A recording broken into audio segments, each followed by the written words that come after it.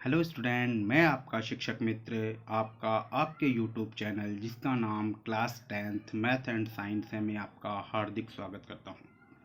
आज के वीडियो में हम विज्ञान विषय के मॉडल टेस्ट पेपर नंबर 6 पर चर्चा करेंगे।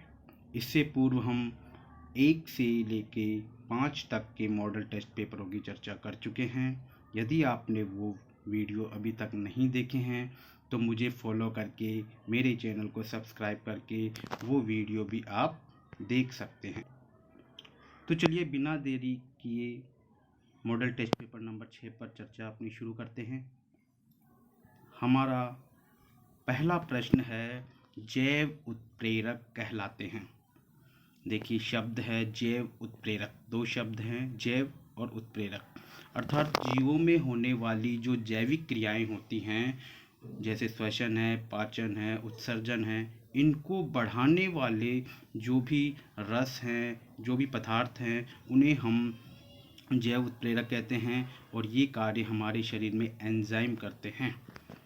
तो हमारा प्रथम प्रश्न का सही उत्तर है एंजाइम। आइए चर्चा करते हैं दूसरे प्रश्न की। इंसुलिन का कार्य है। देखिए इंसुलिन हमारे शरीर में अग्नाशय ग्रंथि से स्रावित किया जाता है।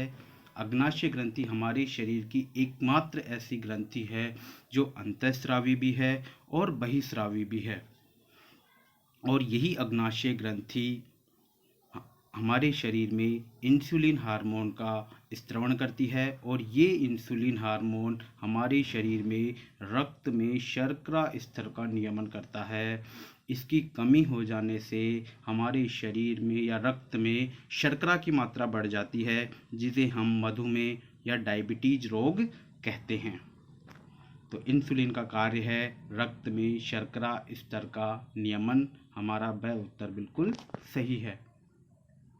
आइए चर्चा करते हैं अपने अगले तीसरे प्रश्न पर। आयोडीन की कमी से कौन सा रोग होने की संभावना है। देखिए हमारे गले में एक थायराइड नामक अंतःस्रावी ग्रंथि होती है और थायराइड ग्रंथि सुचारू रूप से कार्य करे, इसके लिए ये जरूरी है कि हमारे शरीर में आयोडीन की सही मात्रा मौजूद हो। आयोडीन की कमी होने से थायराइड ग्रंथि सही तरीके से कार्य नहीं कर पाती है।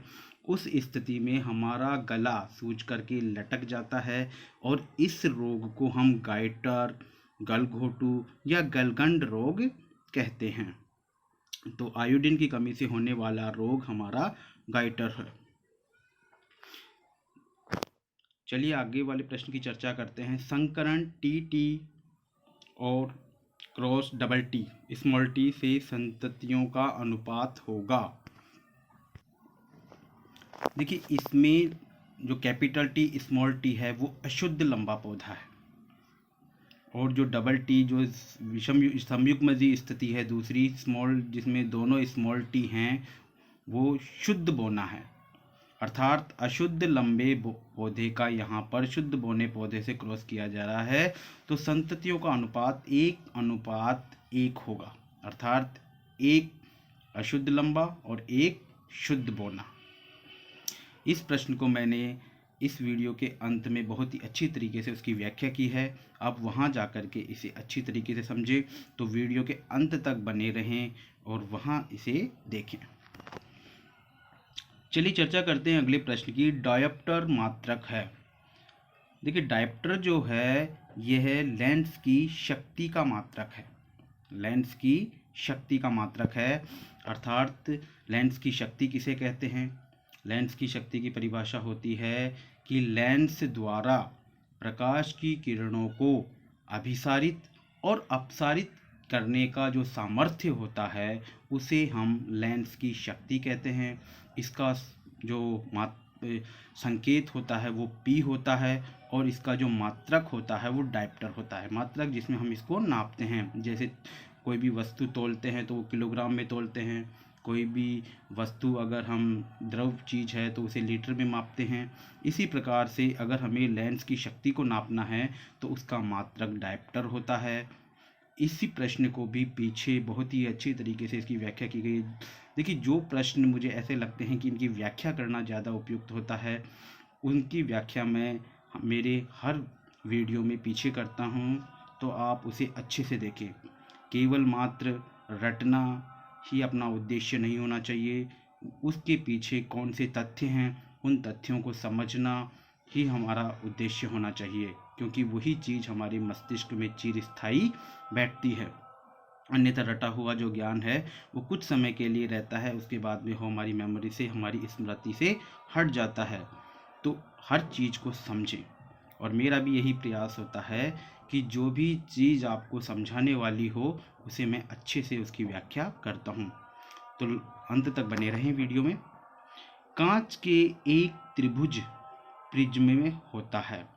देखिए, जो कांच का जो प्रिज्म होता है, अब कई बच्चे केवल प्रिज्म प्रिज्म पढ़ते हैं, उन्हें ये नहीं पता कि प्रिज्म होता क्या है। तो इसमें समझिए कि प्रिज्म जो है उसमें दो तो त्रिभुजाकार आधार होते हैं और तीन आयताकार पार्श्व पृष्ठ होते हैं। इस वीडियो के अंत में उसका बहुत ही अच्छा फोटो दिया हुआ है, 3D इमेज दी हुई है, जिसमें आप आसानी से समझ सकते हैं कि दो त्रिभुजाकार आधार कौन से हैं, तीन आयताकार पार्श्व पृष्ठ कौन से हैं। उसे देखिए और समझिए।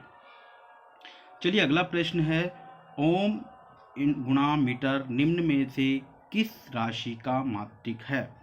तो देखिए, ओम गुणा मीटर ये प्रतिरोधकता का मात्रक होता है। इस प्रतिरोधकता समझने से पूर्व हमें प्रतिरोध समझना होगा। देखिए, प्रतिरोध का मतलब होता है किसी भी चालक तार में जो इलेक्ट्रॉन बहते हैं, जो विद्युत धारा बहती है। देखिए, प्रतिरोध जो होता है वो किसी भी चालक तार में, हम जानते हैं कि चालक तार में इलेक्ट्रॉन प्रवाहित होते हैं और उसके विपरीत दिशा में धारा प्रवाहित होती है। तो जो इलेक्ट्रॉन प्रवाह में जो बाधा आती है उसे हम प्रतिरोध कहते हैं। और प्रतिरोध का सूत्र जो होता है R बराबर VI होता है ओम के नियम के अनुसार। प्रतिरोध को प्रभावित करने वाले कारक चालक तार की लंबाई, चालक तार का अनुप्रस्थ काट और चालक तार की प्रकृति। प्रतिरोध से ही प्रतिरोधकता बनी हुई है, और प्रतिरोधकता का जो राशि का जो मात्रक है वो ओम गुणा मीटर है। इसे विशिष्ट प्रतिरोध भी कहते हैं। तो हमारे 7वें प्रश्न का सही उत्तर है ब। इसे भी आप अंत में अवश्य समझें। लंबाई बढ़ने से तार का प्रतिरोध। देखिए, अभी मैंने बताया आपका कि प्रतिरोध जो है, अभी तुरंत ऊपर समझाया और नीचे इसी प्रकार का एक प्रश्न आ गया कि लंबाई बढ़ने से तार का प्रतिरोध। देखिए, मैंने बताया कि जो प्रतिरोध होता है वो लंबाई के अनुक्रमानुपाती होता है, अर्थात लंबाई बढ़ती है तो तार का प्रतिरोध भी क्या होगा, बढ़ेगा। तो हमारा ए उत्तर बिल्कुल सही है। आइए अगले प्रश्न की चर्चा करते हैं। 9वां है, साग सब्जियों वनस्पति द्रव्य का विघटित होकर कंपोस्ट बनना किस प्रकार की अभिक्रिया है? देखिए, साग सब्जी जब विघटित होती है तो ये एक प्रकार की ऊष्माक्षेपी अभिक्रिया होती है। देखिए, ऊष्माक्षेपी अभिक्रिया मैंने बताई थी, ऊष्माक्षेपी अर्थात ऊष्मा का उत्सर्जन होना। और अब जब भी हम किसी ऐसी जगह पे खड़े होते हैं जहाँ पर कि कंपोस्ट खाद बन रही होती है, तो आप देखते हैं कि वहाँ से हीट निकलती है, अर्थात साग सब्जियों का विघटन होकर के कंपोस्ट बनना एक ऊष्माक्षेपी अभिक्रिया है, क्योंकि वहाँ ऊष्मा निकलती है। चलिए चर्चा करते हैं हमारे अगले प्रश्न की ओर। अपमार्जक का सामान्य सूत्र है। देखिए, साबुन और अपमार्जक। साबुन जो है वो कठोर जल में झाग नहीं देता है, अपमार्जक कठोर जल में भी झाग दे देता है। और अपमार्जक का सामान्य सूत्र है हमारा ऑप्शन से ROSO3Na, अर्थात ROSO3Na। ये हमारे अपमार्जक का सामान्य सूत्र है। चलिए चर्चा करते हैं अपने अगले प्रश्न। 11वें नंबर का प्रश्न है हमारा, खाद्य पदार्थ के डिब्बों पर जिंक की बजाय टिन का लेप होता है, क्यों? देखिए, हमारे जो भी खाद्य पदार्थ के जो डिब्बे होते हैं उन पर जिंक की बजाय टिन का लेप होता है, क्योंकि जिंक एक क्रियाशील धातु होती है टिन की अपेक्षा। अगर जिंक का लेप किया जाएगा तो वो हमारे खाद्य पदार्थों से अभिक्रिया कर लेगा, जिससे हमारे खाद्य पदार्थ जो है वो दूषित हो जाएगा, अर्थात उसमें कुछ ना कुछ रसायन मिल जाएंगे जिंक के। इसलिए खाद्य पदार्थों के डिब्बों पर जिंक के बजाय टिन का लेप होता है। और हमारा इसमें ऑप्शन है टिन की अपेक्षा जिंक अधिक अभिक्रियाशील है, बिल्कुल सही है। जैव मंडल से CO2 निकाल दी जाए तो सर्वप्रथम कौन से जीवों में ऋणात्मक प्रभाव होगा? देखिए CO2 जो है इससे पौधे अर्थात उत्पादक, खाद्य श्रृंखला में जो उत्पादक हैं पौधे, वो अपना भोजन बनाते हैं प्रकाश संश्लेषण की क्रिया से, ये आप जानते हैं। अगर CO2 निकाल दी जाएगी तो पौधे अपने भोजन नहीं बना पाएंगे, तो पौधे तो नष्ट होंगे ही होंगे। उसके साथ ही पौधों को जो खाने वाले जो शाकाहारी जीव हैं अर्थात हमारे जो प्राथमिक उपभोक्ता हैं वो भी नष्ट हो जाएंगे। क्योंकि इन चारों ऑप्शनों में पौधे या उत्पादक का ऑप्शन नहीं है, इसलिए हमारा ब ऑप्शन इसमें बिल्कुल सही है, प्राथमिक उपभोक्ता। बेकिंग सोडा को गर्म करने पर बना यौगिक। देखिए बेकिंग सोडा का सूत्र होता है NaHCO3, और जब हम इसको गर्म करते हैं तो हमारा जो दूसरा पदार्थ बनता है वो बनता है Na2CO3 सोडियम कार्बोनेट। अगला प्रश्न है हमारा 14वें प्रश्न की ओर चलते हैं। ऊतक संवर्धन से बने कोशिका समूह को कहते हैं, उसे हम कैलस कहते हैं। जब हम प्रयोगशाला में ऊतक संवर्धन करते हैं तो ऊतकों का एक समूह बन जाए, कोशिकाओं का एक समूह बन जाता है पोषण प्राप्त करके, उसे हम ऊतक संवर्धन कहते हैं, जिसे हम कैलस भी नाम देते हैं। चलिए अगला प्रश्न हमारा 15वां और अंतिम प्रश्न है। चुंबकीय क्षेत्र रेखाएं होती हैं। देखिए चुंबकीय क्षेत्र रेखाएं जो होती है वो बंद वक्र में होती हैं। ये उत्तरी ध्रुव से शुरू होती हैं और दक्षिणी ध्रुव पर खत्म हो जाती हैं और चुंबकीय बल रेखाओं की संख्या को हम फ्लक्स कहते हैं, ये आपने पढ़ा है। अब चलिए चर्चा करते हैं हमारे अगले प्रश्नों की तरफ। जैसा कि मैंने आपको बताया था कि कुछ प्रश्नों की व्याख्या नीचे की जाएगी अच्छे तरीके से, तो आप उसको समझिए। देखिए अपने सामने वो प्रश्न रखिए, उसमें यहाँ पर था टी यानी अशुद्ध लंबे, शुरू में कैपिटल T और स्मॉल t, इससे अशुद्ध लंबे पौधे बनेंगे। क्योंकि आपने प्रभाविता का नियम पढ़ा है कि जो लंबापन होता है वो प्रभावी होता है और बोनापन जो होता है वह प्रभावी होता है। तो ये इसको दबा लेगा तो हमारा जो पहला पौधा है वो अशुद्ध लंबा हुआ, और इधर जो है शुद्ध बोने पौधे हो गए। अब यहाँ से देखिए नीचे सेकंड स्टेप में इनके युग्मक बन गए, अर्थात ये सब अलग अलग हो गए। अलग अलग होने के पश्चात एक टी का दूसरे टी से हमने क्रॉस करवाया, तो नीचे देखिए 4 तरीके के हमारे को पौधे प्राप्त हो गए। पहले अशुद्ध लंबे हैं, दूसरे भी अशुद्ध लंबे हैं, तीसरे शुद्ध बोने हैं और चौथे भी शुद्ध बोने हैं। अर्थात अशुद्ध लंबों की संख्या 2 है, शुद्ध बोनों की संख्या भी 2 है, और जब इनका अनुपात 2:2, 2 को 2 से काटेंगे तो 1:1 आएगा। इस तरीके से तो किसी भी चीज़ की हमें व्याख्या करके समझनी चाहिए कि वो आंसर आया तो किस तरीके से आया, केवल मात्र उसको रट लेना ही पर्याप्त नहीं होता है। चलिए जैसे मैंने बताया था लेंस की क्षमता वाला भी, देखिए लेंस की क्षमता, लेंस द्वारा प्रकाश की किरणों को अभिसारित मतलब इकट्ठा करना जो कि उत्तल लेंस करता है, अथवा अपसारित मतलब फैलाना जो कि अवतल लेंस करता है, के सामर्थ्य को लेंस की क्षमता P कहते हैं। लेंस की क्षमता का मात्रक डायप्टर होता है, और लेंस की क्षमता का जो सूत्र होता है P = 1/f होता है। तो यहाँ से हम देखिए लेंस की क्षमता का दूसरी परिभाषा भी निकाल सकते हैं कि मुख्य फोकस अर्थात f के व्युत्क्रम, देखिए जो ऊपर होता है उसको अनुक्रमानुपाती बोला जाता है, जैसे P और 1 ये तो अनुक्रमानुपाती हुआ, और जो नीचे होता है बटे में उसको व्युत्क्रमानुपाती बोला जाता है। तो यहाँ पर f जो है वो P के व्युत्क्रमानुपाती है। तो यहाँ पर परिभाषा क्या निकल के आई, मुख्य फोकस f के व्युत्क्रम को लेंस की क्षमता कहते हैं। चलिए मैंने प्रतिरोधकता के बारे में भी ये प्रश्न आया था तो उसको भी अपन समझ लेते हैं। देखिए प्रतिरोध R बराबर होता है रुकावट। जैसा कि मैंने आपको बताया था कि किसी भी चालक तार में जो विद्युत प्रवाह में आने वाली जो बाधा होती है, रुकावट होती है, उसको हम प्रतिरोध कहते हैं और इसे R से प्रदर्शित करते हैं। प्रतिरोध को प्रभावित करने वाले कारक, मैंने आपको बताया था कि प्रतिरोध को प्रभावित करने वाले कारक 3 होते हैं, यहाँ 2 ही लिखे हैं मैंने। 3 होते हैं, एक चालक तार की लंबाई, जो इसके देखिए ये है अनुक्रमानुपाती का चिन्ह बिल्कुल सामने, R अनुक्रमानुपाती है L के, अर्थात जब L बढ़ेगा अर्थात लंबाई बढ़ेगी तो चालक तार का प्रतिरोध भी बढ़ेगा। दूसरा है चालक तार का अनुप्रस्थ काट अथवा क्षेत्रफल A यानी एरिया।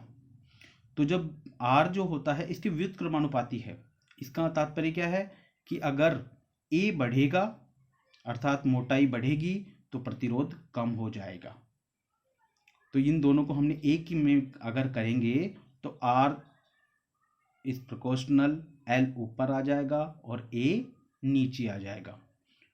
अनुक्रमानुपाती के चिन्ह को हटाएंगे तो R बराबर K और L अपॉन A। ठीक है, यहाँ तक आपको समझ आ गया होगा। चलिए अब L को हमने और A को हमने एक एक कर लिया, एक एक मान लिया।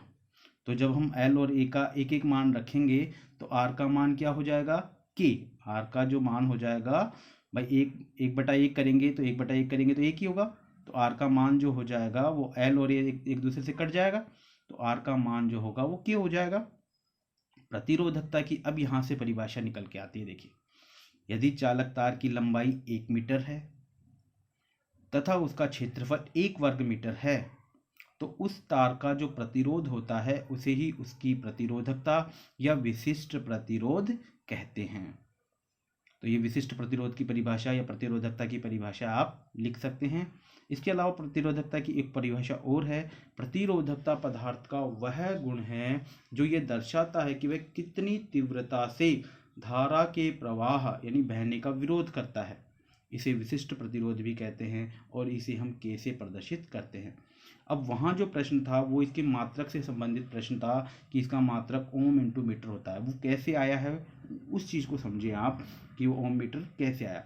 देखिए, ये प्रतिरोध का आपके जो स्क्रीन पर दिख रहा है वो प्रतिरोध का सूत्र है L अपॉन A। अब L लंबाई का मात्रक हम जानते हैं, मात्रक यानी उसको किस में मापते हैं, तो हम लंबाई को जानते हैं मीटर में, किलोमीटर में नापते हैं, तो L की जगह लिख देंगे हम मीटर।